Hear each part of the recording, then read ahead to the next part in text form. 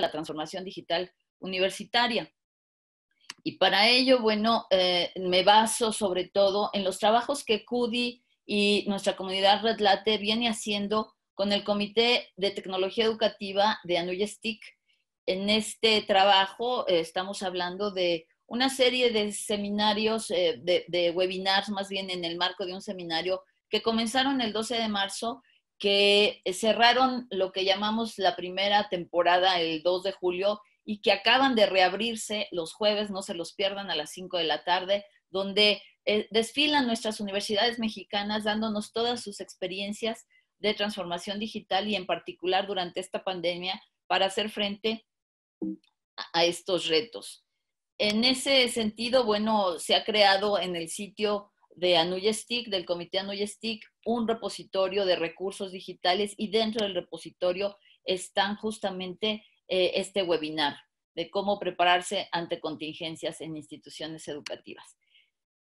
Dentro del cierre de este webinar tuvimos la presentación por parte de la Secretaría de Educación Pública de lo que fueron los resultados de un estudio a un importante número de universidades, más de 500 universidades mexicanas, donde se vio claramente que pues hay una serie de reacciones muy positivas de parte de nuestro país, de las instituciones de educación superior que estuvieron atendiendo la contingencia, capacitando maestros, como ha sucedido en general en toda la región, lo sabemos, porque formamos parte de Red Clara, porque formamos parte también de MetaRed Internacional.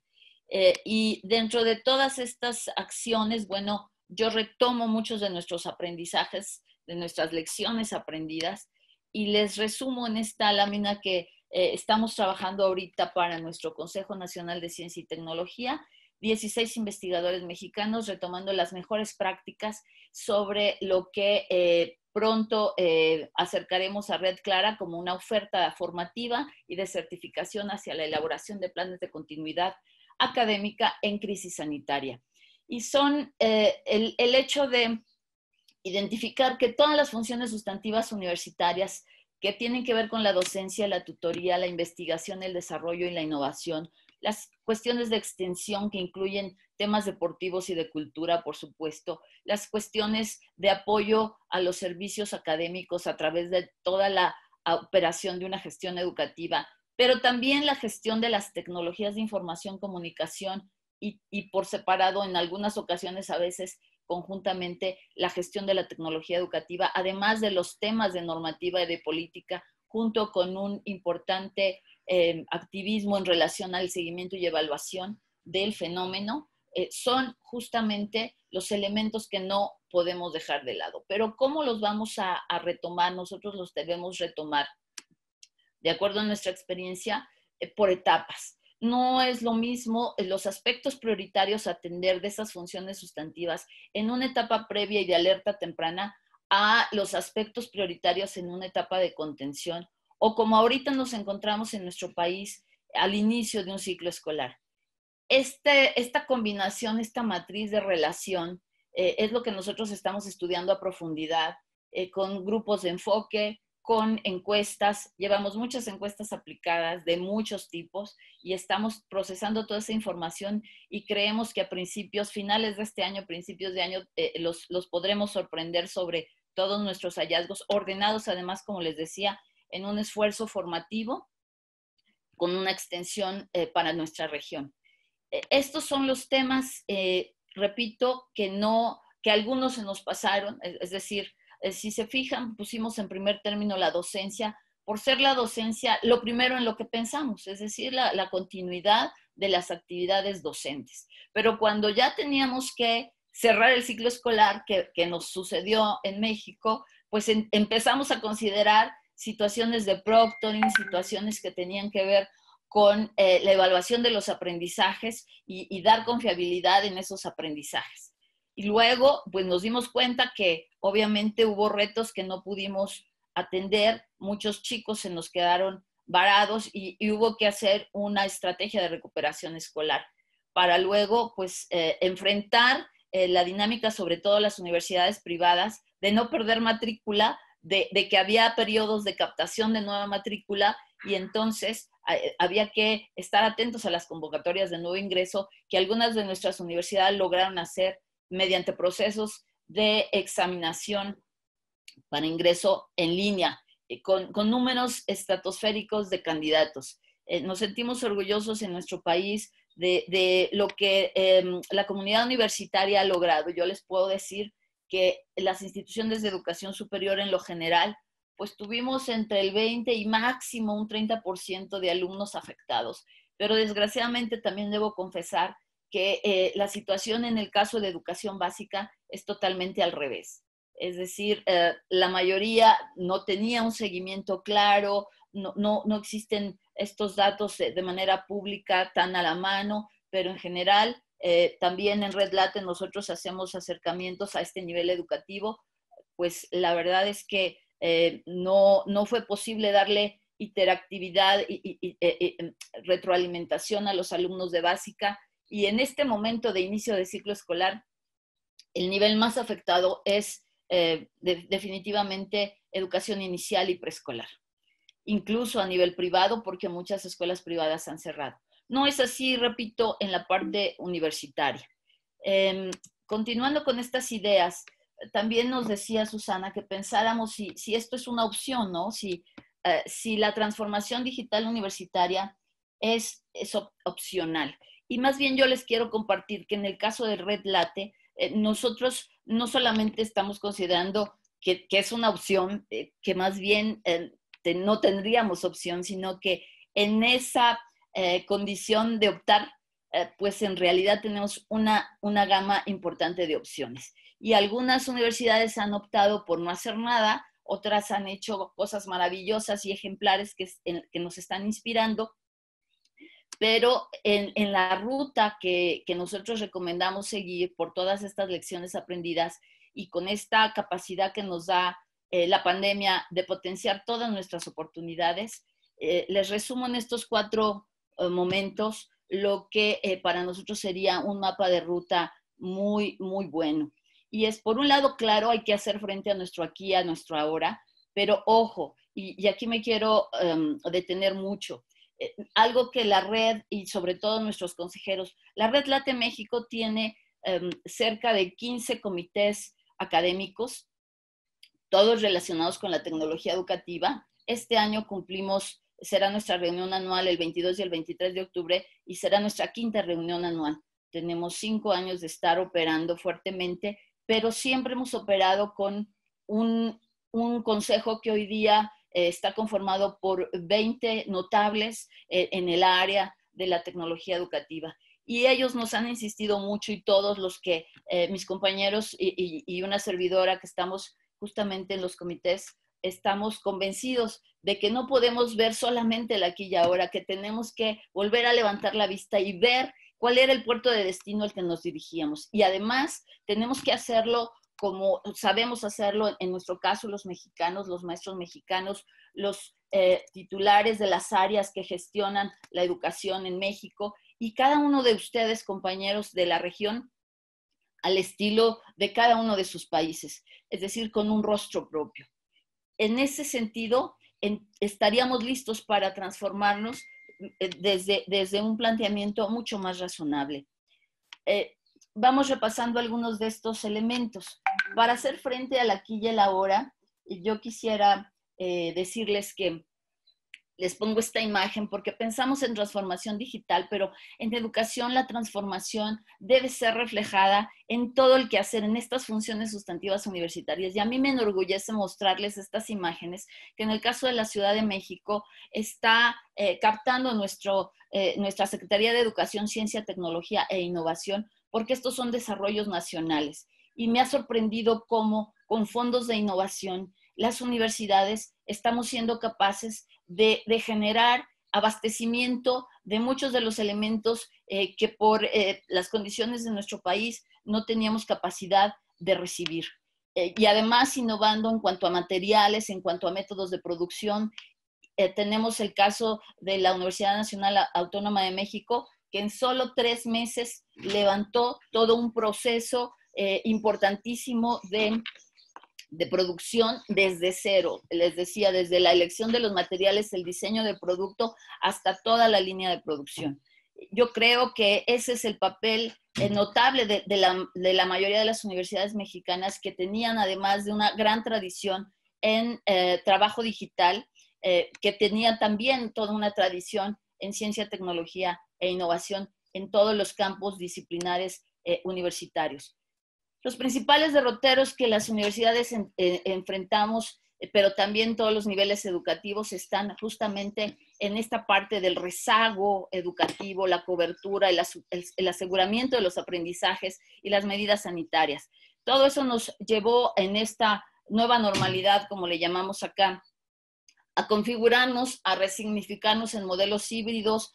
Nosotros le llamamos en Red Latte intermodales, algunos grupos le llaman multimodales, pero por es ir y venir entre lo presencial y no presencial. Nosotros tenemos un semáforo que nos dice cuándo vamos a regresar o cuándo tenemos que replegarnos de nuevo y confinarnos.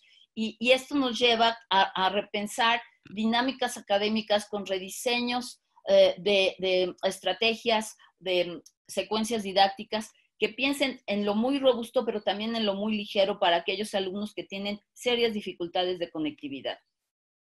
En la pandemia, pues queda al descubierto, yo digo, toda la cloaca que nuestros gobiernos anteriores en nuestros distintos estados de la República no atendieron. La infraestructura, por supuesto, de cómputo y de comunicaciones, toda esta cultura y ciudadanía digital. Somos de los países más atacados en la parte de ciberseguridad. Toda la parte de la calidad educativa, como les acabo de indicar, es terrible lo que está pasando en nuestra región. Yo puedo hablar por México, me preocupa mucho lo que va a suceder con nuestras nuevas generaciones, con estos niños de edades preescolares y de edades iniciales. Me preocupa mucho que ahorita en mi centro de trabajo vamos a recibir 50 alumnos por grupo. Sabemos que en educación, en estas modalidades, no es fácil atender más allá de unos 20 alumnos. Entonces, imaginen grupos de 50. Tenemos tenemos un seminario en Red Latte que estamos dando con nuestro Consejo Nacional, nuestro Consejo Mexicano de Posgrado, y ahí teníamos colegas que también, además de estar en posgrado, están en licenciatura y están atendiendo a más de 200 alumnos. Esto es una locura, en verdad. Y por supuesto la parte normativa, al principio los sindicatos callaron y sucedieron muchas violaciones a los esquemas laborales, a los triunfos ganados por el sector académico. Y ahorita, bueno, pues sabemos que la mayoría estamos fuera de la ley, fuera de lo que fue nuestro contrato. No hay una normatividad y una política que haya sido autorizada con anterioridad. En fin, y además este tema de autonomía tecnológica, o sea, nos damos cuenta que algunas universidades sí tenían una tradición de varios años de estar desarrollando componentes tecnológicos, pero otras no, y tuvieron que depender completamente del extranjero para poder hacer frente a su transformación digital. En la recuperación del camino, pues es justamente pensar, bueno, y mirando, levantando de nuevo la mirada, ¿a dónde es que íbamos antes de que nos agarrara el COVID con los dedos en la puerta a muchos de nosotros? En México tuvimos universidades que sí tenían planes de continuidad académica y que son además un ejemplo para la región.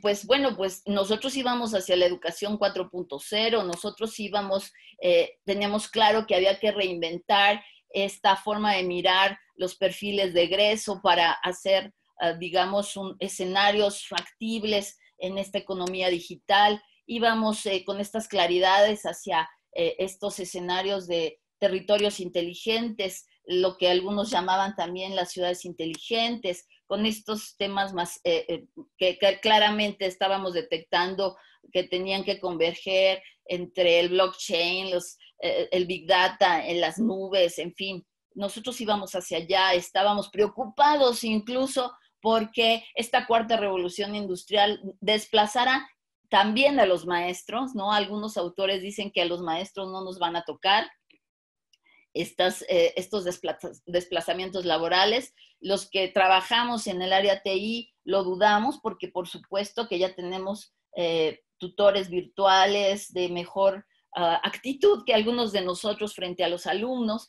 Pero ahorita esos miedos, pues, ¿quién podría negar la existencia de una enfermera robot en un área COVID de hospital o la existencia de un robot desinfectador, ¿verdad? No, ya no vemos tan mal a los robots. También íbamos todos los años mirando en un horizonte de hasta 5 años cómo había casos de éxito de incorporación de tecnología en la educación, como estos informes del Horizon nos reportaban.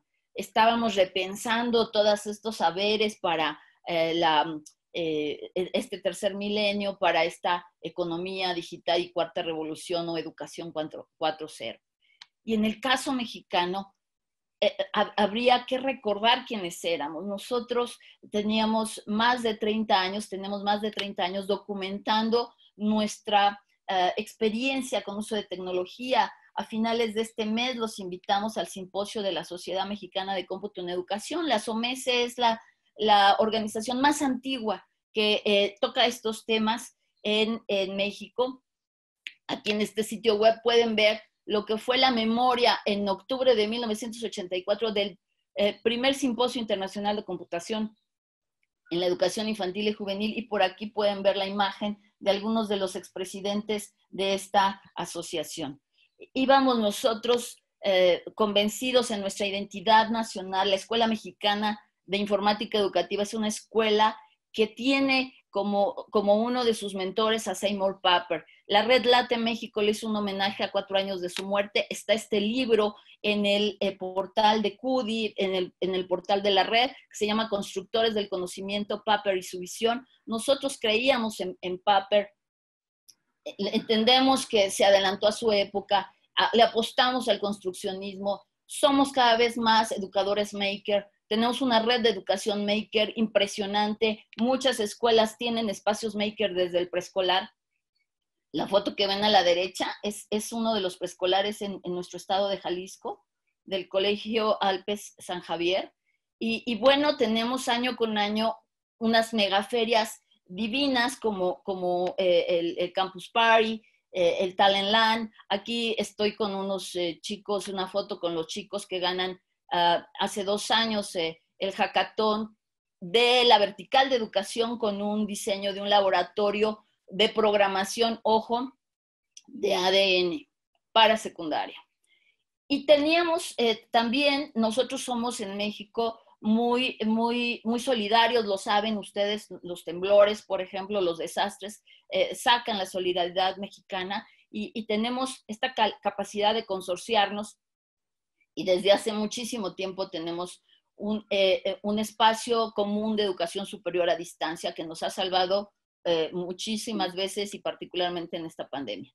Y entonces, además en Red Late, la Red Late que cumple 5 años, le da una mirada de ecosistema al fenómeno de las TIC en educación y estamos mirando estas prácticas innovadoras, por ejemplo, de los laboratorios vivos con la industria. Este es un laboratorio impresionante que está en medio de un campus en Puebla, de la Ibero Puebla, y que trabaja con todo el ecosistema de industria automotriz y de otras producciones, incluso artesanales locales.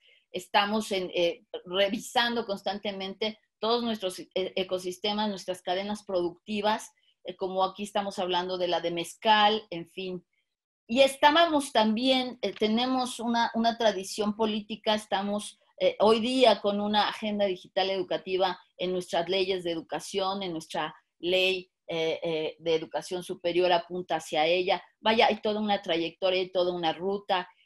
Estamos entonces frente a una capacidad de transformación que estamos siguiendo. Aquí hay otros 3 ejemplares que tiene la Red Late que les puede compartir y que tienen que ver con también con prácticas docentes, porque la parte de transformación docente es importante.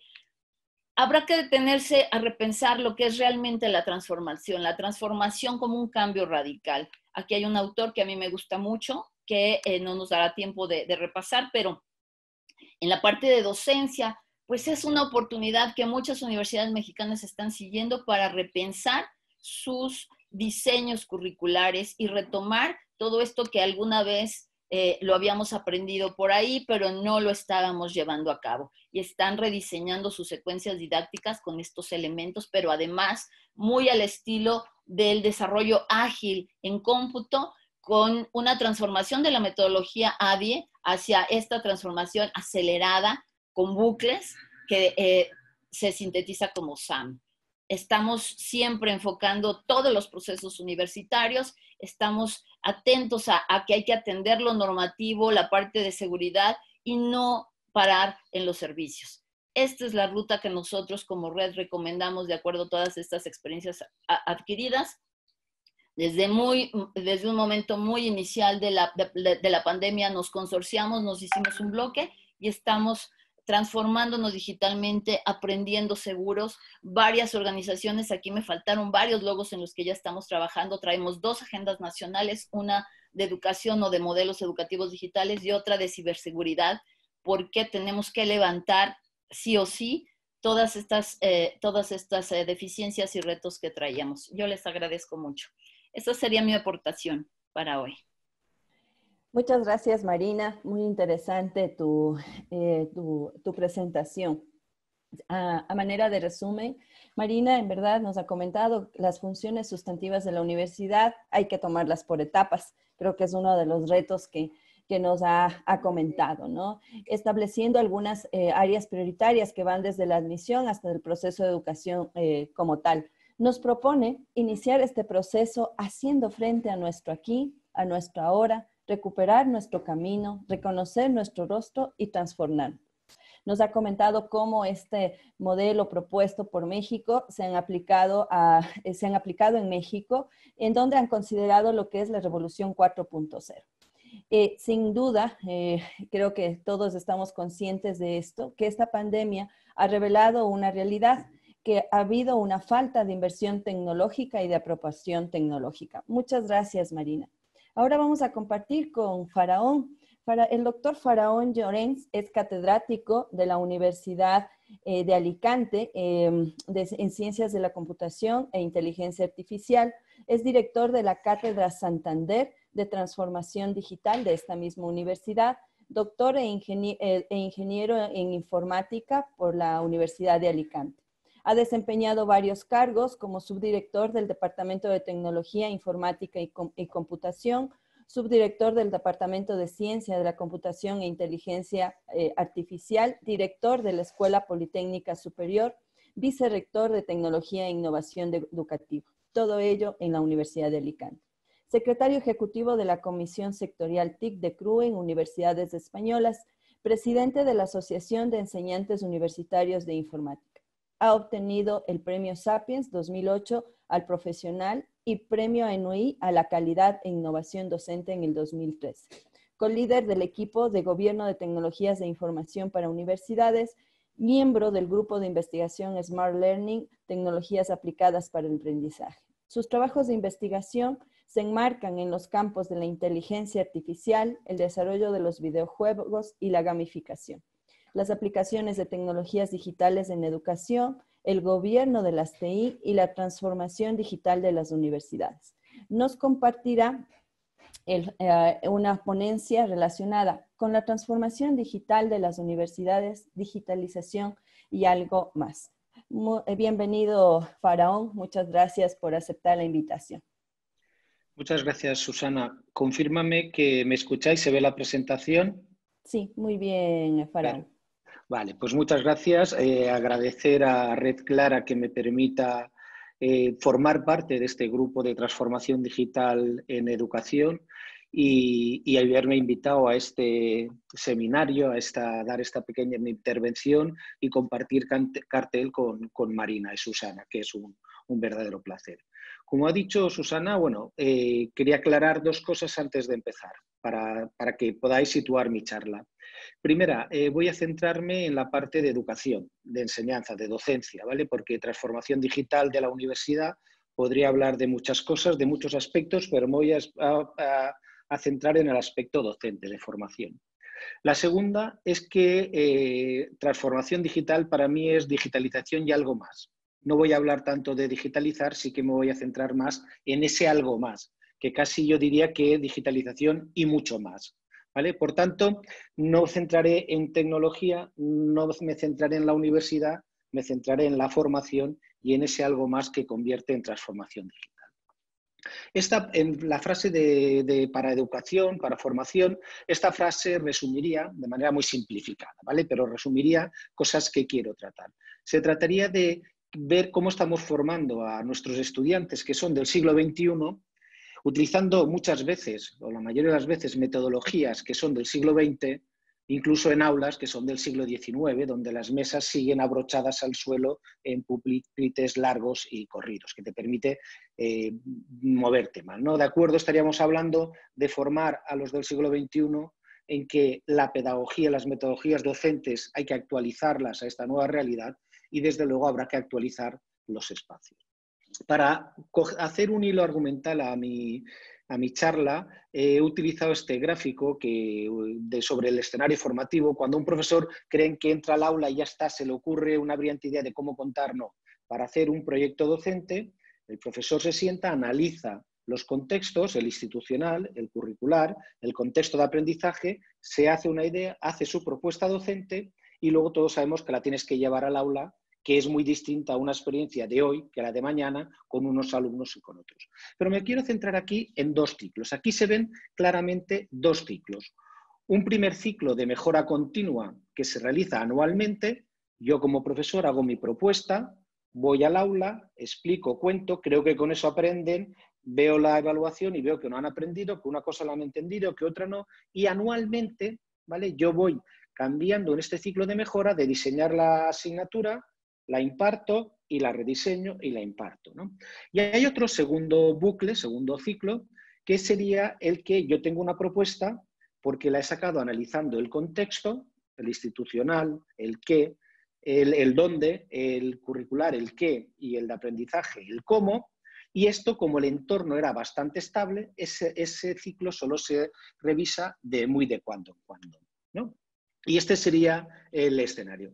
¿Cómo ha afectado la transformación digital a este escenario formativo? Eso es lo que voy a analizar. Fundamentalmente porque los contextos que hasta ahora eran estables, la universidad, 800 años que lleva la Universidad de Salamanca, era muy estable. El que se explica, bueno, la informática me cambia bastante a menudo, pero hay materias que no han cambiado.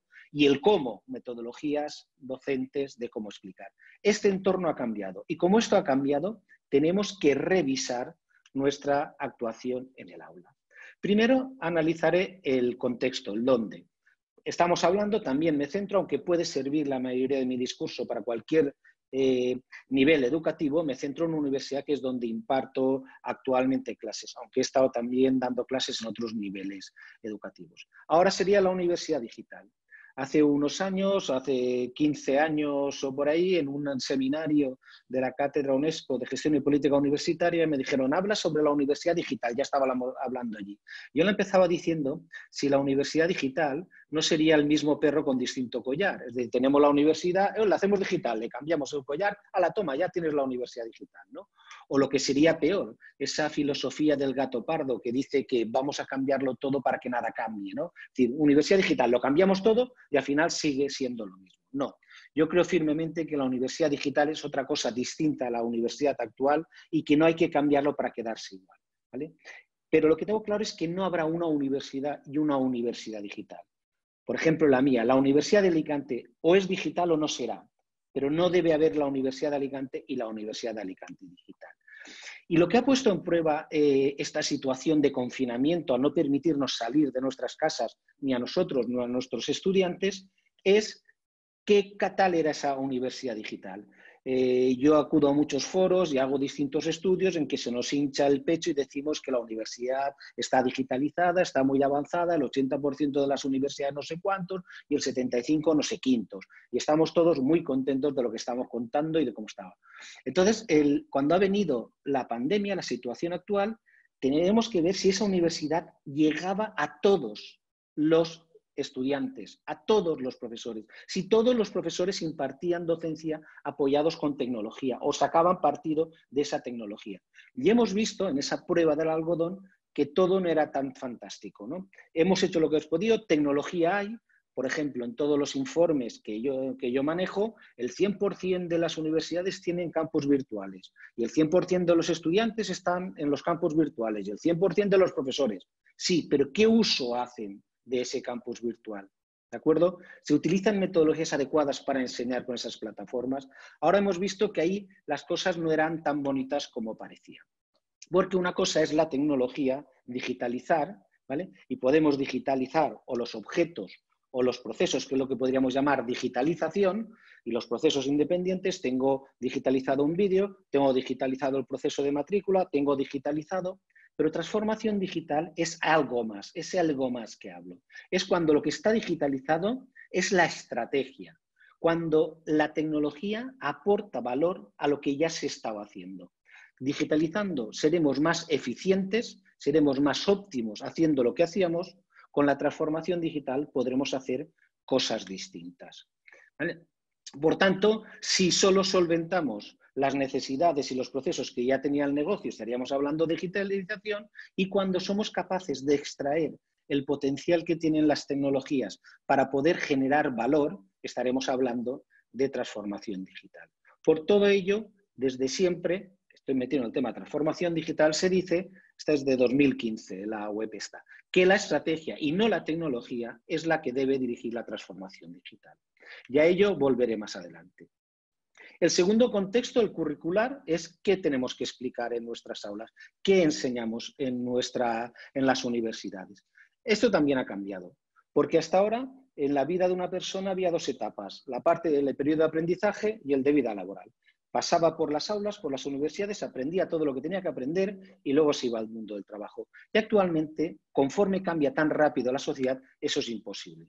Por tanto, el aprendizaje a lo largo de la vida, la formación de posgrado, de calidad, especializada, es algo muy importante para la sociedad y creo que es lo que caracterizará y diferenciará a las universidades de calidad en el futuro. Su oferta de pregrado, de grado que llamamos en España, pregrado, pero sobre todo la oferta de posgrado y de formación a lo largo de la vida. Esa capacidad de atraer al estudiante que ya ha salido de nuestras aulas y quiera volver a nuestras aulas para seguir formándose o para especializarse. Y debemos preguntarnos, ¿y en este mundo actual que cambia tan rápido, qué es lo que debemos enseñarles para que puedan sobrevivir y poder desarrollarse personal y profesionalmente? ¿Bastará con que o podemos enseñarle a los jóvenes lo que saben hacer las máquinas y mejor que nosotros? Ese sería un craso error. Algo que pueda hacer la máquina, es decir, aquello muy repetitivo, lo va a hacer la máquina, lo va a hacer mejor, sin derechos salariales, sin dormir, sin descansar, 24 horas al día, 7 días a la semana. Lo que debemos enseñar a nuestros jóvenes es aquello que no es capaz de hacer una máquina. Espíritu crítico, reflexión, integración de distintos saberes, esa visión global y transversal.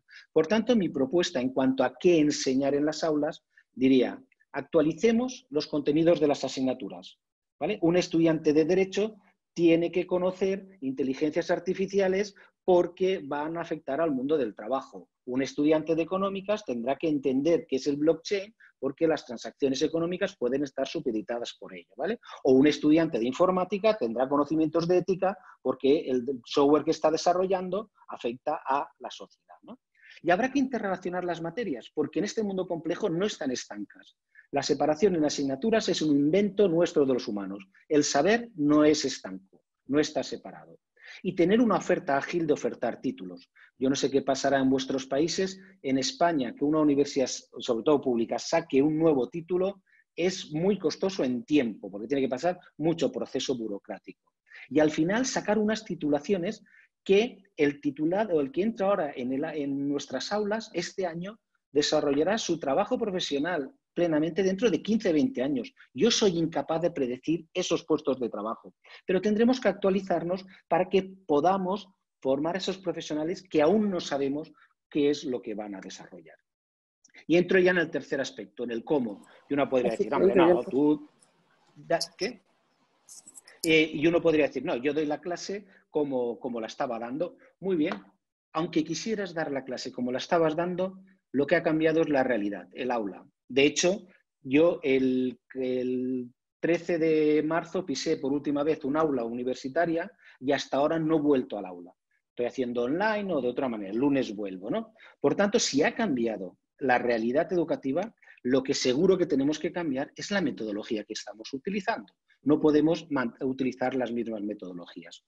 Es decir, si yo en mi diseño, que yo debo tener en cuenta qué objetivos quiero alcanzar, es decir, qué competencias quiero que tenga mi estudiante, qué actividades diseño para que adquieran esas competencias y cómo evalúa que haya adquirido esas competencias realizando estas tareas, ¿vale? Si de repente del día a la mañana me dicen no puedes ir al aula y yo lo que me limito es las actividades que yo tenía prevista, pues digo, pues ahora las hago a través de un Meet.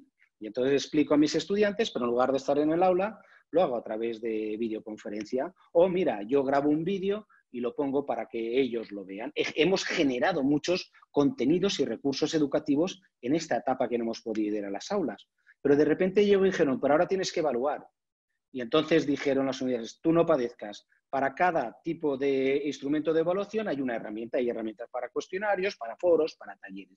Pero no se dieron cuenta que es que la evaluación es evaluación de competencias y algo más. Cuando tú estabas haciendo una evaluación, que no solo un examen, estabas comprobando también la identidad y la autoría de eso que te estaban entregando. Y eso a través de las herramientas tecnológicas se ha convertido en un verdadero problema. Y aquí en España el debate de la evaluación fue si se estaban copiando y quién era el que lo estaba haciendo y si se podían grabar en cámaras, ¿no?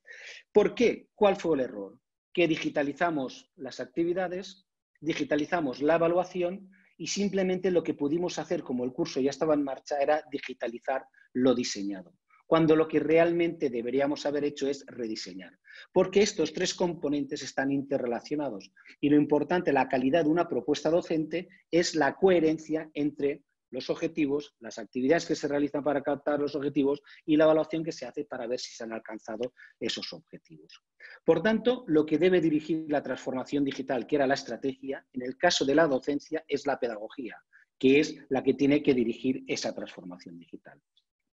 Normalmente hablamos de si presencial o no presencial y podemos tener una barrita de cuánto poco o mucho tenemos de presencialidad y moverlo más presencialidad o menos, sabiendo que totalmente virtual no existe ni totalmente presencial, ¿no? Y ponemos el énfasis normalmente eso, en la presencialidad o la virtualidad. Pero hay una cosa clave en estos momentos, que es la sincronía y la sincronía. Voy a explicarme. Si yo pongo en el eje horizontal el tiempo, es decir, coincidimos en el tiempo síncrono, no coincidimos en el tiempo asíncrono, y pongo en el eje vertical el espacio, bajo lo físico y arriba lo virtual, tengo cuatro cuadrantes, según sean actividades física que coinciden en el tiempo y en el espacio, solo en el tiempo, solo en el espacio, ¿no? Por ejemplo, si yo daba la lección magistral, que tenemos que coincidir en el aula y en el mismo tiempo los estudiantes y yo, si ahora precisamente no podemos coincidir en el aula, no podemos ir al aula, yo puedo decir, pues retransmito la lección magistral a través de Internet. Muy bien, y no está mal, pero podría plantearme para sacar más beneficio y decir, ¿y por qué no grabo un vídeo corto y aprovecho el tiempo para el debate? ¿Vale? Es decir, la bondad de la virtualidad es también jugar con la sincronía. ¿Vale? Por tanto, tenemos que plantearnos qué actividades hay. Y así podemos tener muchos tipos de actividades distintas y de distinto tipo, ¿no? No casualmente he cargado el cuadrante superior de la derecha y el inferior de la izquierda, porque yo creo que el valor de lo físico es lo síncrono, la interacción, y el valor de lo virtual sería lo asíncrono. Pero si yo tengo diseñada mi asignatura con todas estas componentes, si de repente me dicen tú no puedes ir al aula, yo sigo teniendo suficientes actividades para poder evaluar a mi estudiante, ¿vale? Por tanto, recapitulando para así ir finalizando mi exposición. Si pongo esto de objetivos, diseño, actividades y evaluación en forma temporal, primero diseño y luego empiezo a dar clases, pero fijaros que he puesto ya la evaluación como continua, desde el primer momento estoy evaluando. Si lo pongo en esta línea temporal, lo que aquí en España se ha hecho en el curso 2019-2020, en España las vacaciones de verano son en agosto y los cursos escolares son de septiembre a julio, por tanto tienen 2 años, ¿no?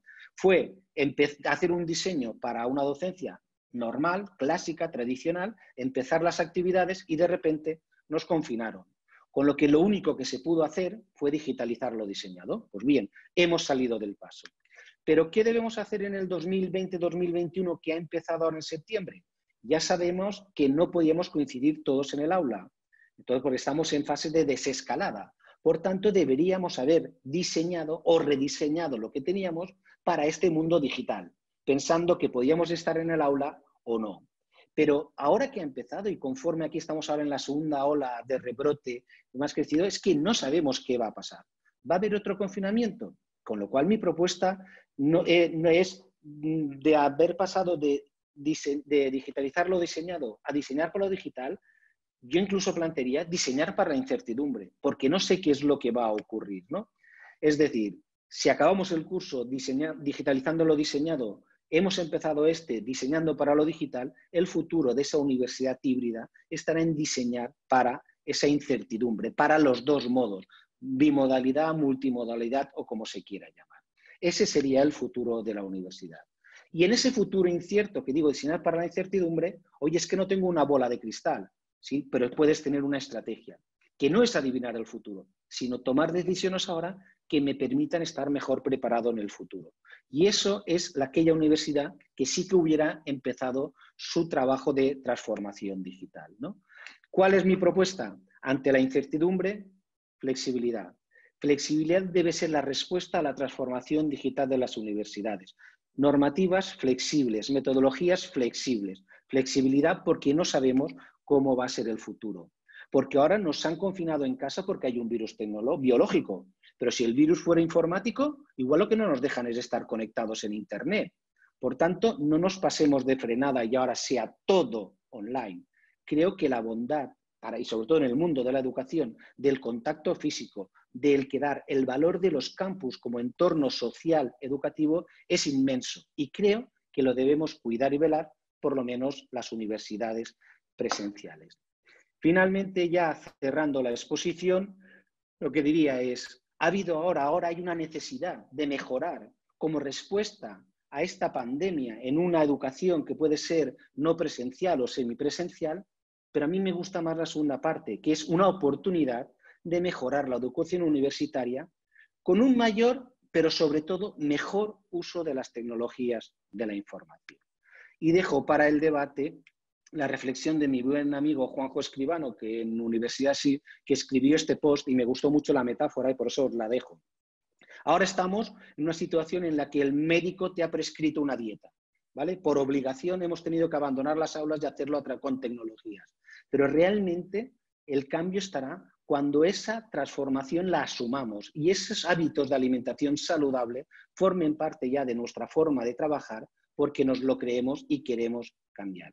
Por tanto, espero que esta migración a lo online o a utilización de las tecnologías que hemos hecho por necesidad se convierta en algo habitual porque hemos visto la bondad de ello. Y con esto finalizo la exposición y Susana, quedo a vuestra disposición. Muchas gracias, Faraón. Muy interesantes reflexiones, simplemente a manera de un resumen, ¿no? Faraón nos plantea que se ha cambiado nuestro escenario, ¿no? Por tanto, debemos cambiar nuestro accionar. La pandemia ha puesto al descubierto nuestras fortalezas tecnológicas, pero nos ha pasado una prueba de algodón.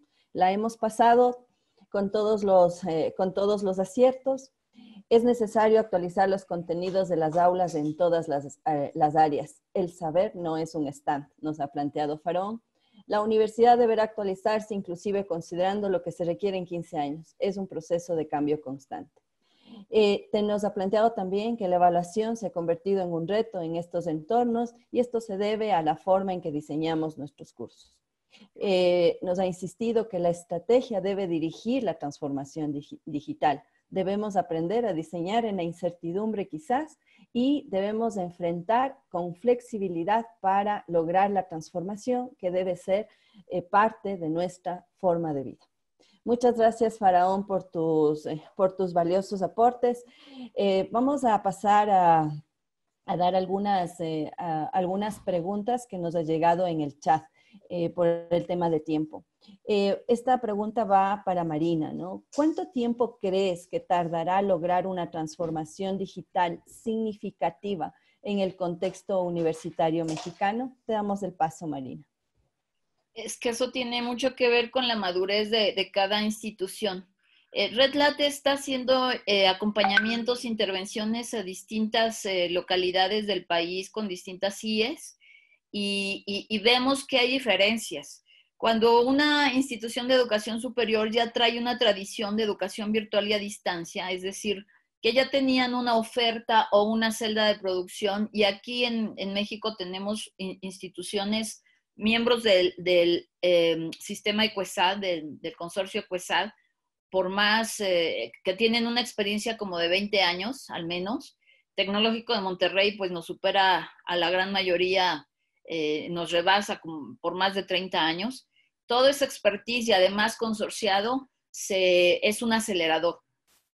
Entonces, cuando la universidad tiene estos elementos, es muy, muy rápida. En el caso del TEC de Monterrey, ellos en esta etapa previa, cuando estaban tan atentos al monitor, digamos, de la OMS, de lo que estaba pasando a nivel mundial, y están tan hechos para tomar decisiones, que tuvieron una semana para prepararlo todo y fue como prender la luz. Aquí está presente alguien que nos inspira mucho en Red Late, que es la doctora Jessica, de la Universidad Autónoma de Baja California.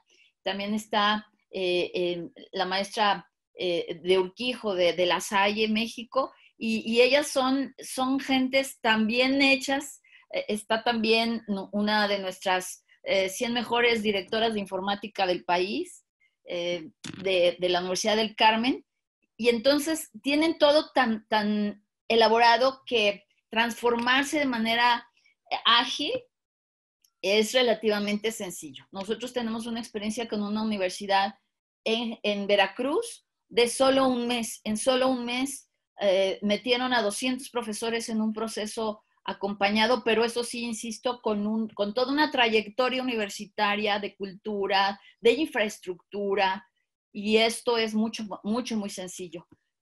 Nos han sorprendido en el posgrado datos interesantes. Yo misma tenía la hipótesis de que los compañeros del posgrado no tenían este interés de transformarse y resultó distinto. Resultó que nuestros compañeros, incluso a punto de la jubilación, el COVID les ha dado un interés de cambiar y se han comprometido, y aunque nosotros en el Politécnico Nacional nos sentamos con ellos horas y horas hasta que lo repasan y lo repiten y no les importa y ven los videos. En Politécnico tenemos también un área de virtual ejemplar, pionera, de hecho fundadora del EQUESAD. Y pues ahí es muy fácil, compañeros.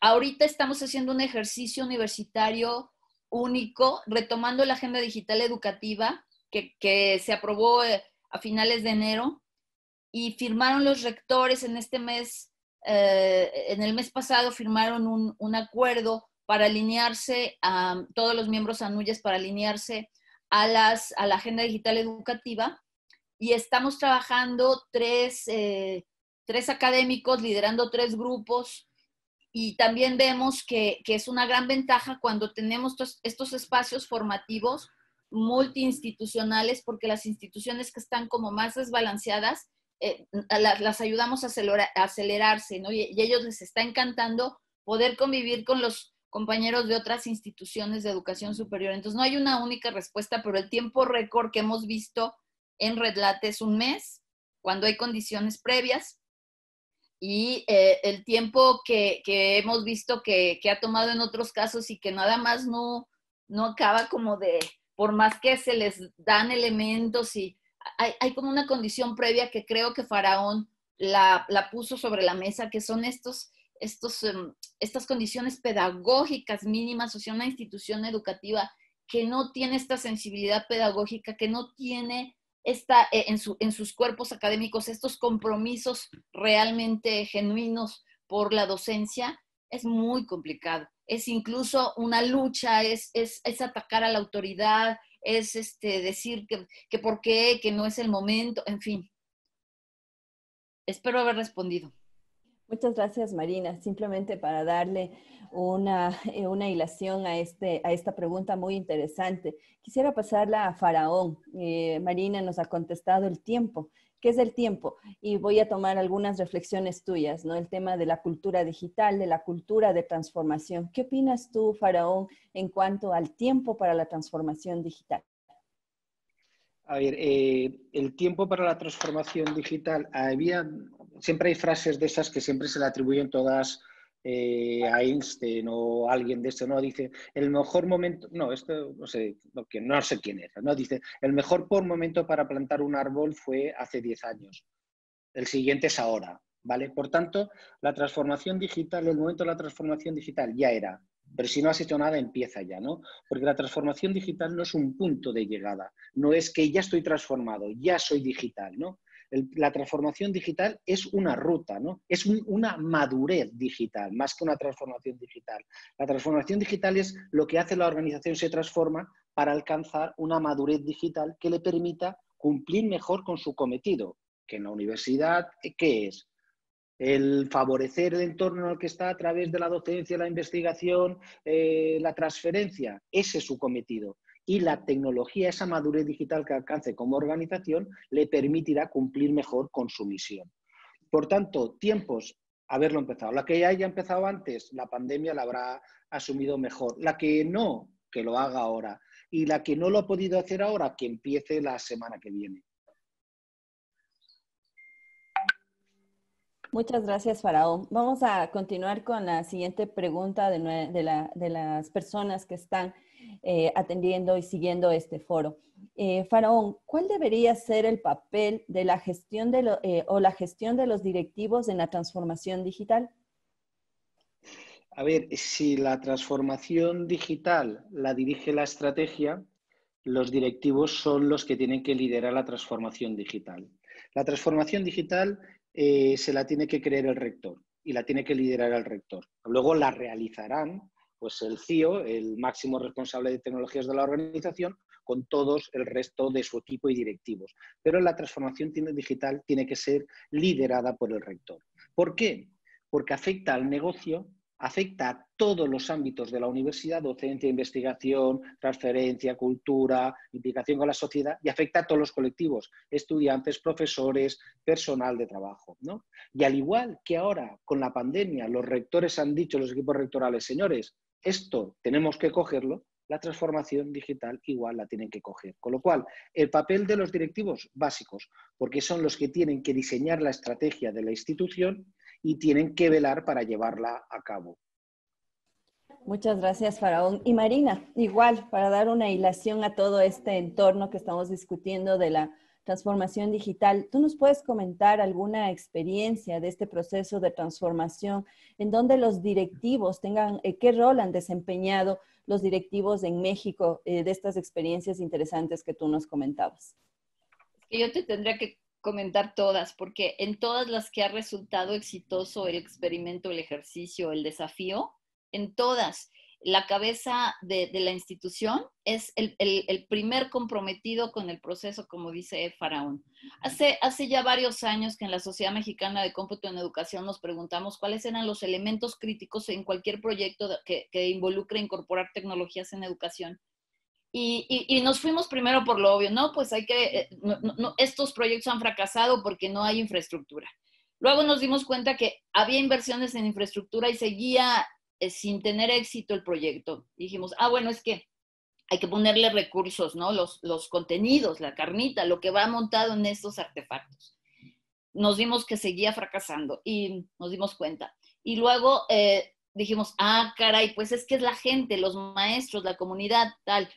Y para no hacerles el cuento más largo, porque además esto termina siendo el muro a vencer la normatividad, de hecho, nos dimos cuenta que quien tiene esas llaves y quien puede vencer ese muro son la alta dirección, son los funcionarios, son los directivos. Y que si teníamos un proyecto de cambio, de transformación, que esto también está muy estudiado por los que se dedican a la disciplina, que ahora ya es una disciplina de la innovación, ¿no? En la innovación, una condición clave es que que tiene el sartén por el mango, el que tiene la gestión a su cargo, sea el primero en dar el paso.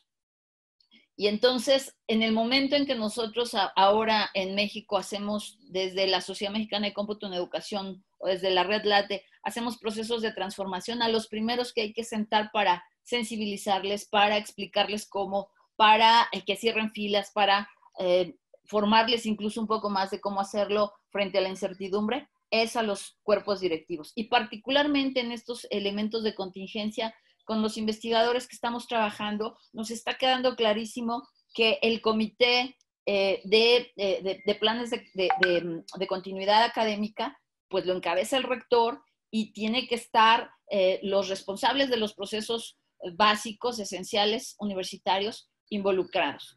Pero yo aquí sí hago una aclaración importante. No es suficiente, Susana, no es suficiente con la voluntad política del más alto nivel, sino que si la comunidad no coadyuva, si la comunidad no forma parte de una visión compartida, si la autoridad no le comparte a su comunidad y lo hace parte del proceso de transformación, aunque el directivo esté convencido y quiera hacerlo, solo tenemos como la mitad del camino avanzado.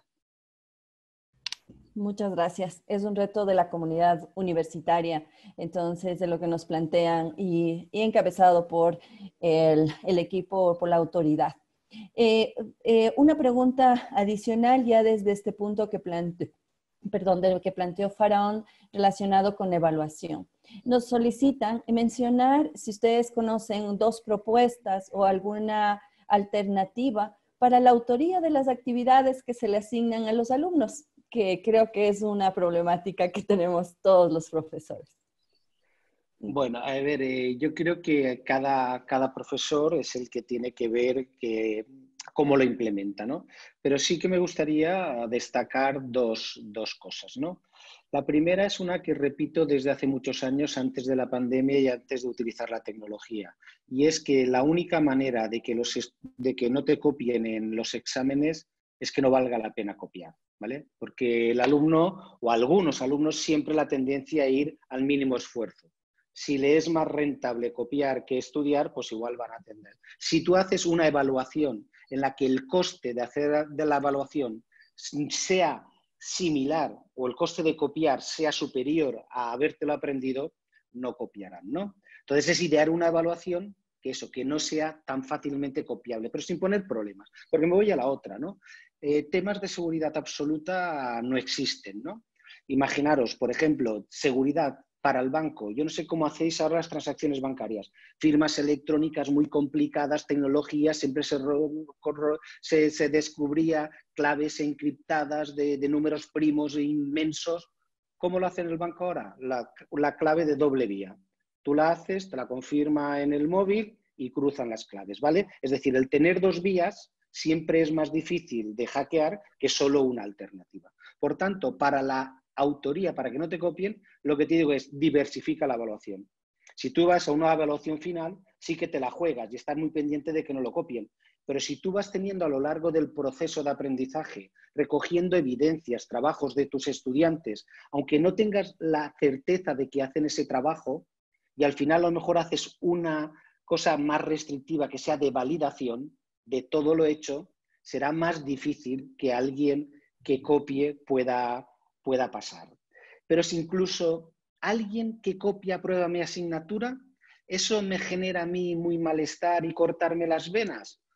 No, mira, pensad, el tema de la evaluación es como cualquier tipo de diagnóstico, ¿vale? Tú tienes lo que quieres detectar y el sistema. Por ejemplo, ahora queremos saber si una persona está enferma de COVID y hacemos unos test, ¿no? Entonces, todo lo de clasificación tiene los falsos positivos, los falsos negativos, los verdaderos positivos, los verdaderos negativos. Es decir, aquel que está enfermo y sale positivo, perfecto, aquel que no está enfermo y sale negativo, pero cualquier test tiene sesgos, ¿vale? Que sale en alguien como positivo, que está enfermo, sale negativo, y uno que no está enfermo, sale positivo. Entonces, cómo gradúes tú en cualquier sistema de clasificación es lo que deberás.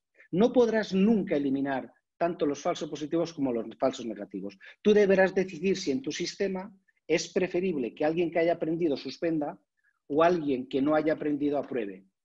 Y determinarás tu sistema, porque limitarte a que tu sistema de medición sea perfecto, ningún sistema de medición es perfecto, porque cualquier test y la evaluación de cualquier tipo es un test, nunca mide realmente la realidad. Muchas gracias, Frau. Marina, no sé si tienes alguna experiencia relacionada con esta temática. También vienen a mi mente muchas experiencias. La evaluación de los aprendizajes es un nudo para muchas instituciones y para muchos profesores. Uno tiene que entender, recordarán que en las láminas que les coloqué por ahí, no podemos separar la estrategia didáctica de su estrategia evaluativa, ¿no? Entonces, lo primero que tenemos que combinar, armonizar, es entender que si yo estoy trabajando por proyectos, pues no voy a evaluar por examen. Luego, entonces, como para qué quiero una herramienta de proctoring que me garantice que el alumno no está googleando, copiando o alguien le está dictando la respuesta, ¿no? Y bueno, y todas las tendencias construccionistas contemporáneas pues nos dicen que no es el camino de la evaluación de los aprendizajes por examen el más adecuado en esta época. Tenemos muchas opciones, el propio método de proyecto se diversifica ahora con metodologías como la de los hackatones, como la de las misiones espaciales, en fin.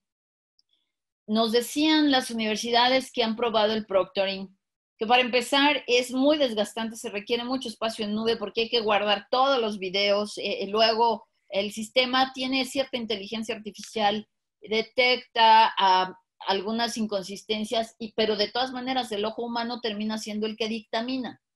Y la conclusión de quienes han gastado fortunas, yo siempre he dicho que nuestro laboratorio de los que estamos en educación pública son las escuelas privadas, porque ellos invierten primero, prueban y luego nosotros 10 años después, quizás 5 años después al menos, estamos utilizando todas esos descalabros o esas prácticas exitosas ya para nuestros presupuestos, nuestras inversiones.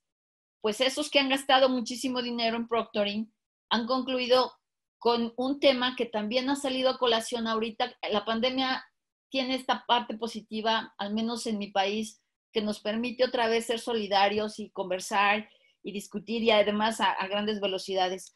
Y en esas discusiones hay una palabra que está en toda nuestra intención de política educativa, digamos, tanto formal como informal, y en todos los foros en los que estamos tratando de construir hacia adelante, y es la palabra de ética.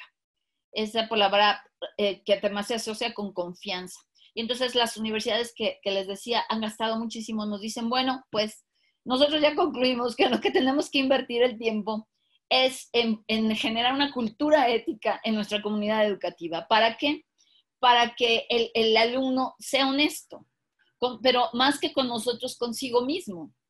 Y es esta situación de valores que también estamos recuperando de las escuelas muy humanistas. Tenemos instituciones de educación superior muy humanistas. Yo vuelvo a poner el ejemplo de La Salle, de México.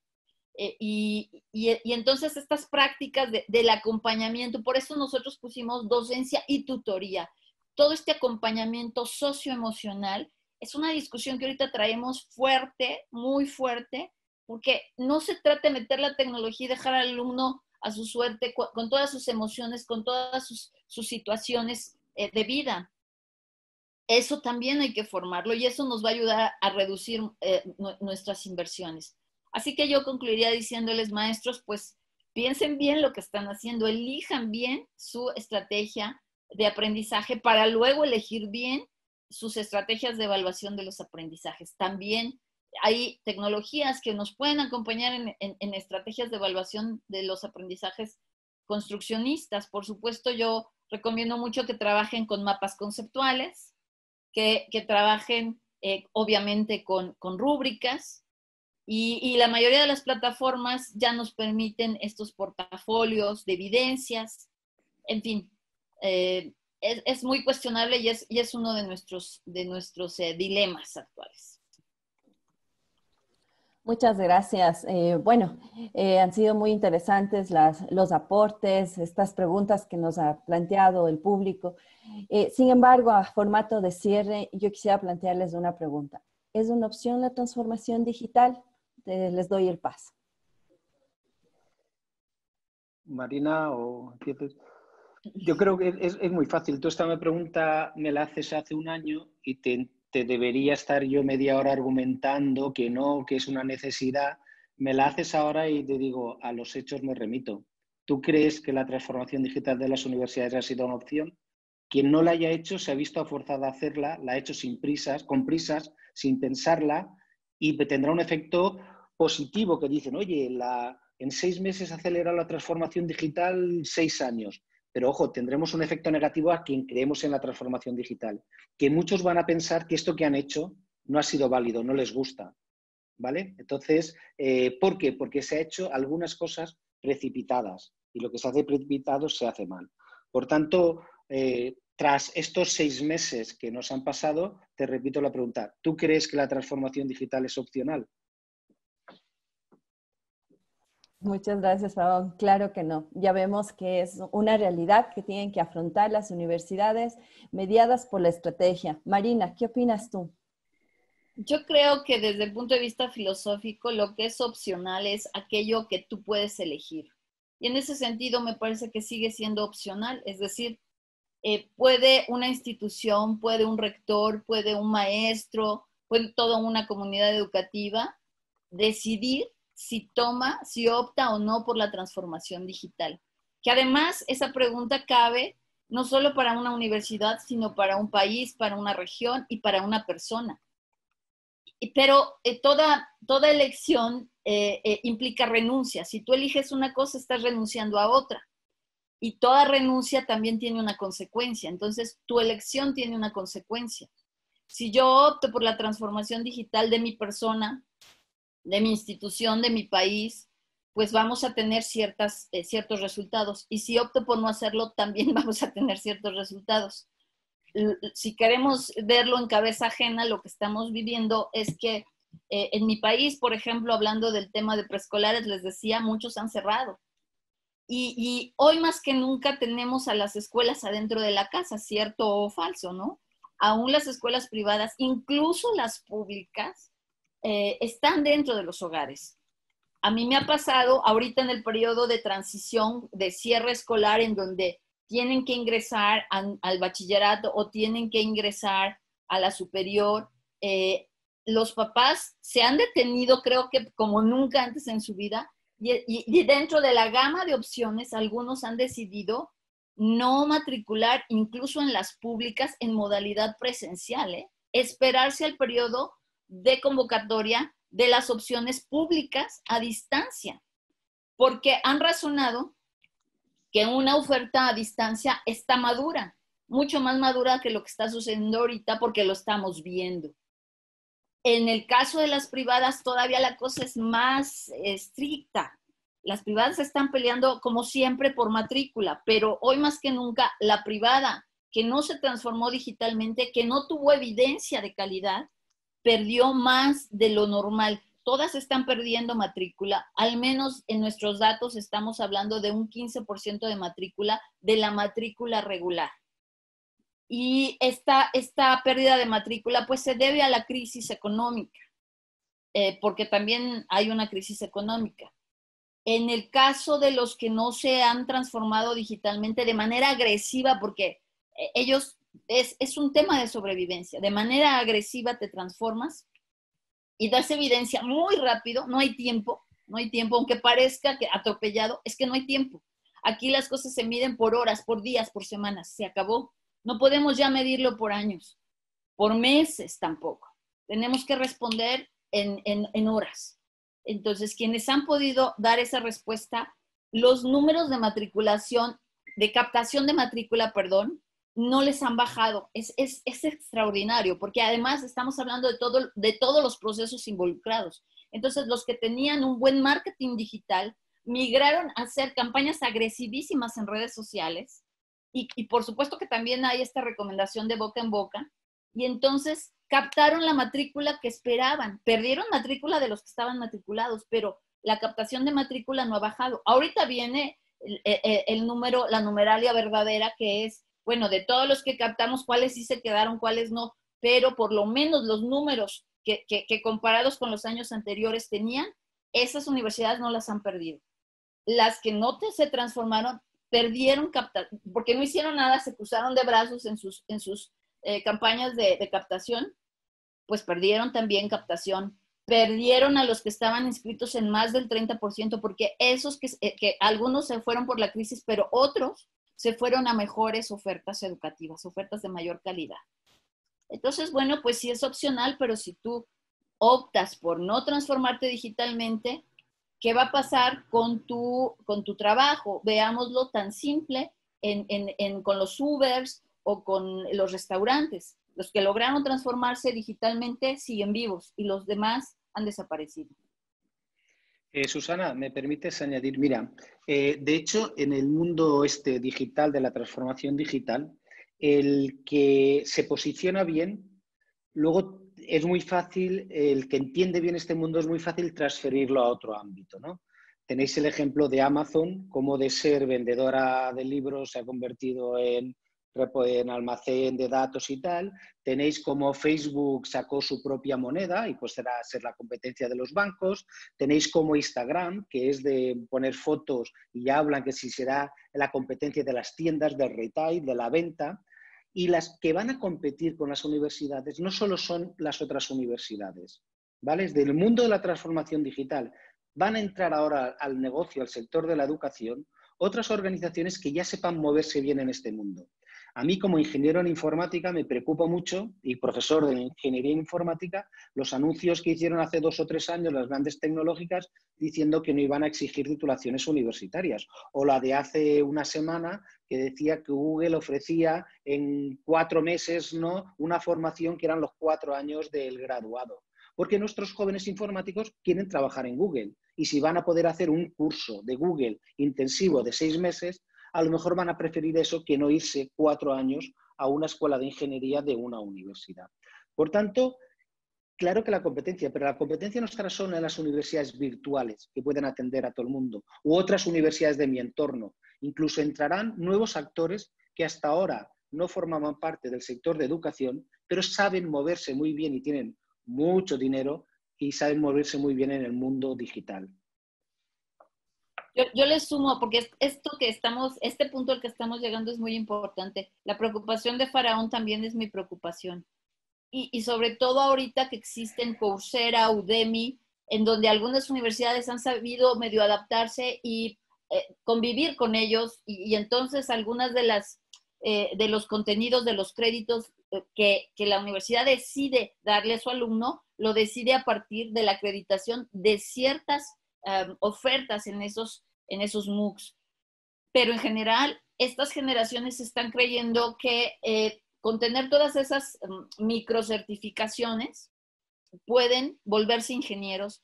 Y creo, bueno, lo digo porque estamos en el área, yo estoy en el área de ingeniería también, y creo que eso es preocupante, que la sociedad piense que con una serie de cursos se hace médico, se hace ingeniero, se hace sociólogo.